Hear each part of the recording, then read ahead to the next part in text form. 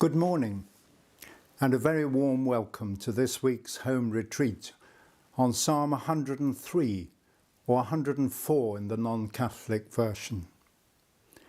I've illustrated this psalm with a few slides and put Dvorak's symphony called The New World as a background. You'll find it among the resources. You may be able to watch and listen to it afterwards, or even with this talk played later. Why have I chosen this psalm? It's a hymn on the glories of creation and follows the sequence of the second creation story in Genesis 1. I felt it might be a fitting psalm to reflect upon in our time of global crisis. And we are surely in crisis over the management of our planet Earth.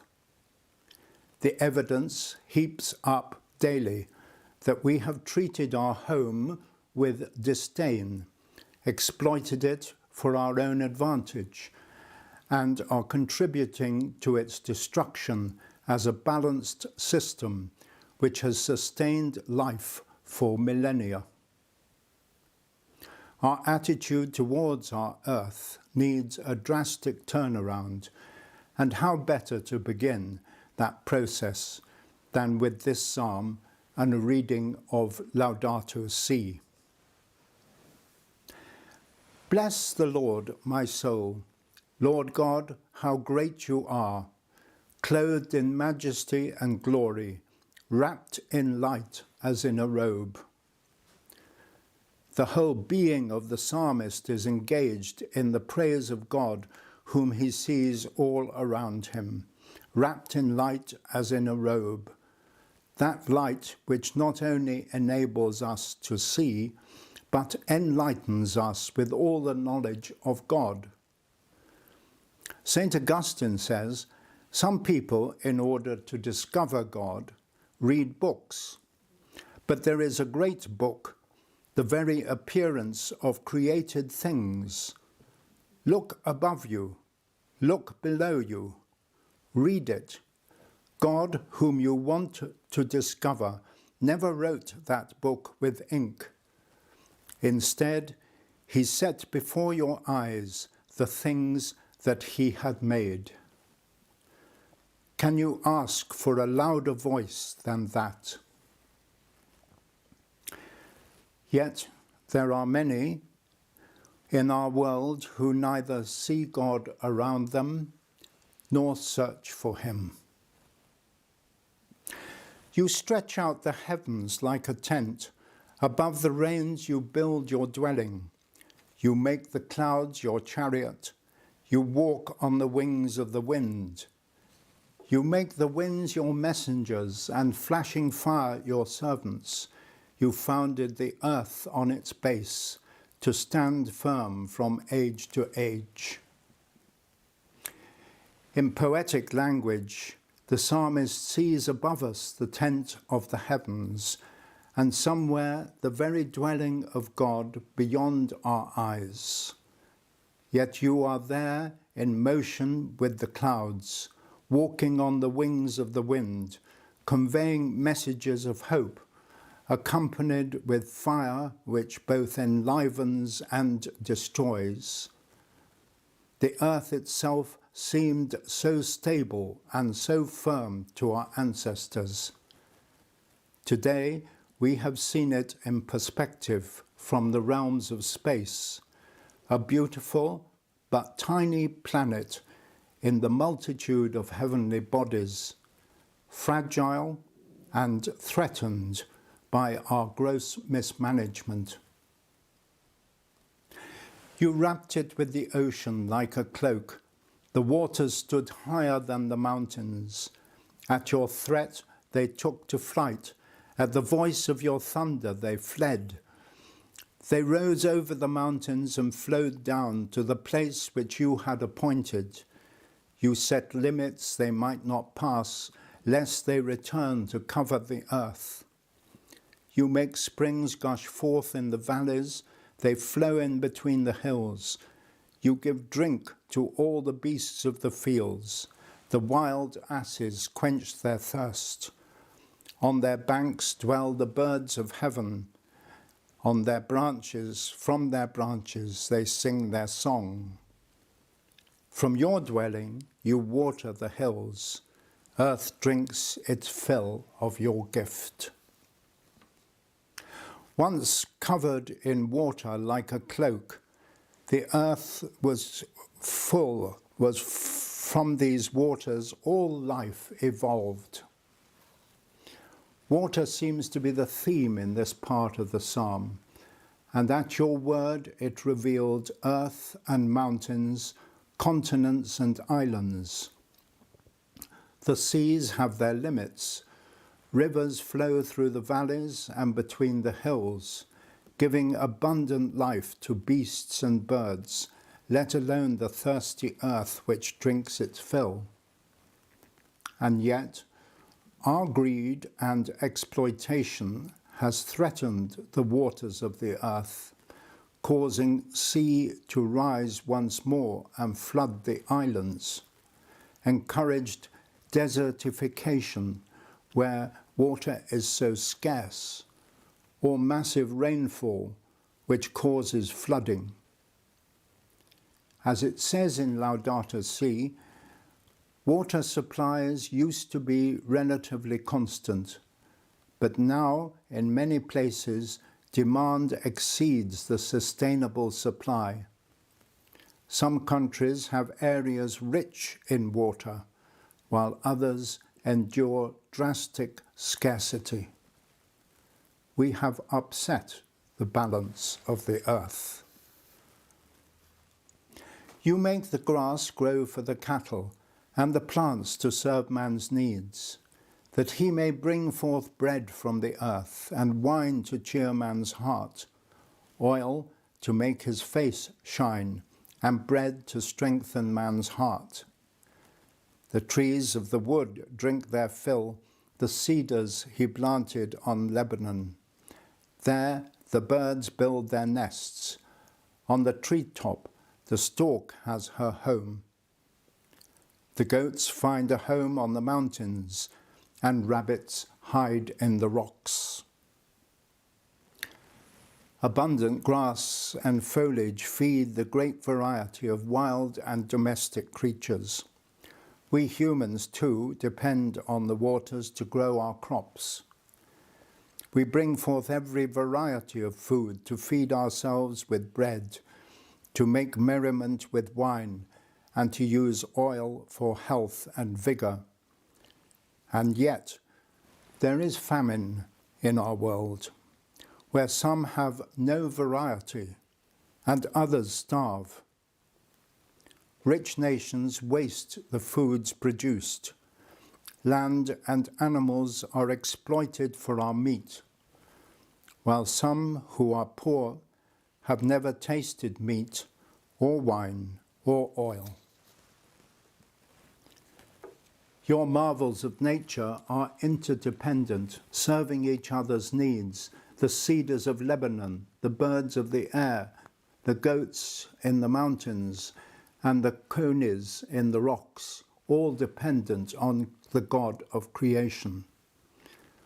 Trees, as we know, transpire and provide our oxygen, reducing greenhouse gases and purifying our air. The forests are the lungs of our planet. Yet we slash and burn, displacing indigenous peoples, harvesting the wood, and changing the use of the land. You make the moon to mark the months. The sun knows the time for its setting. When you spread the darkness, it is night, and all the beasts of the forest creep forth. The young lions roar for their prey and ask their food from God. At the rising of the sun, they steal away and go to rest in their dens.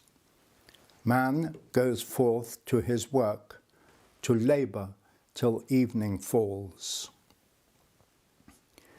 Even the great lights, the heavenly bodies, are subject to you, there to mark the months and years, time and seasons, high days and holidays. The darkness for beasts to creep forth, to roar for their prey, asking their food from God. This daytime for humans to work and labour till evening falls. Today we battle with light pollution, working all hours to raise production. We have obscured the beauty of the stars. How many are your works, O Lord? In wisdom you have made them all. The earth is full of your riches. There is the sea vast and wide, with its moving swarms past counting, living things great and small. The ships are moving there, and the monsters you made to play with. All of these look to you, to give them their food in due season. You give it, they gather it up. You open your hand, they have their fill. You hide your face, they are dismayed. You take back your spirit, they die. Returning to the dust from which they came. You send forth your spirit, they are created, and you renew the face of the earth. There is an abundance and variety in all your works, formed and evolved in your wisdom, and the earth full of your riches.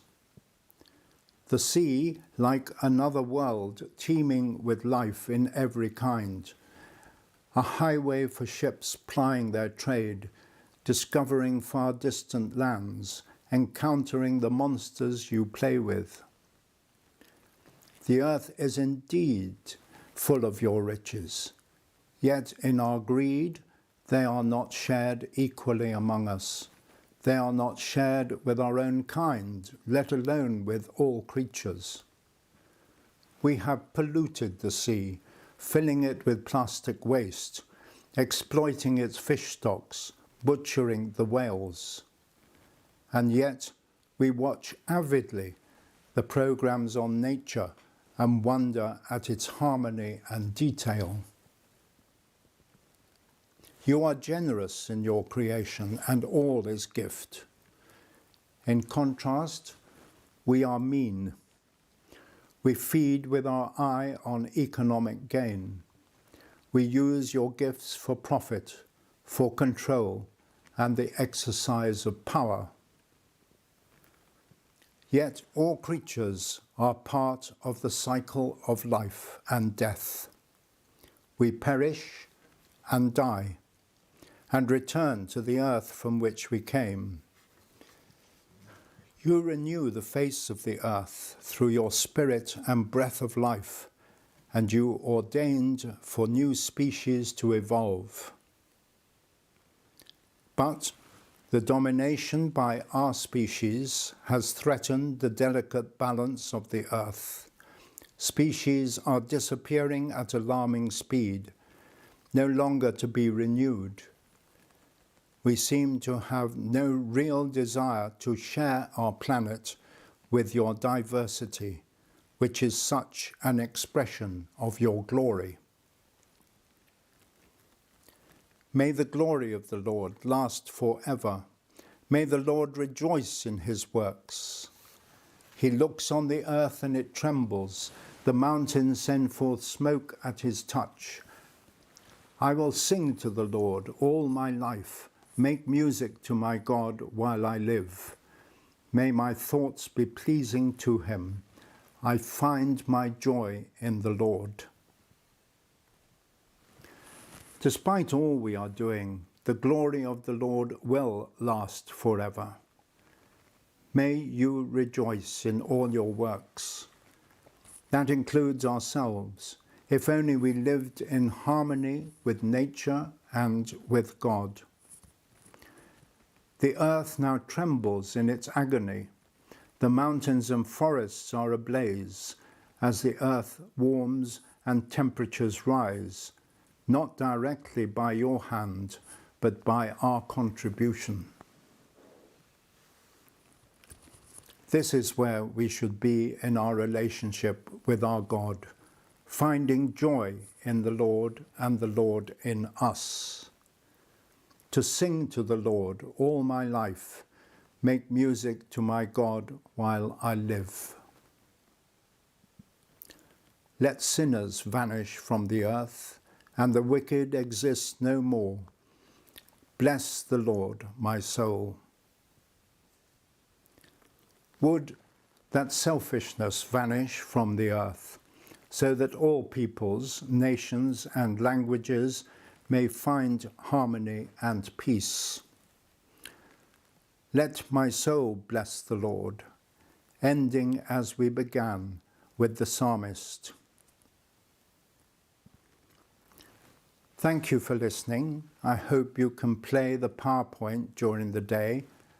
You may need a PowerPoint app with your iPad or whatever. And try your own reflection on the psalm. God bless you and enjoy this feast of St. Cuthbert.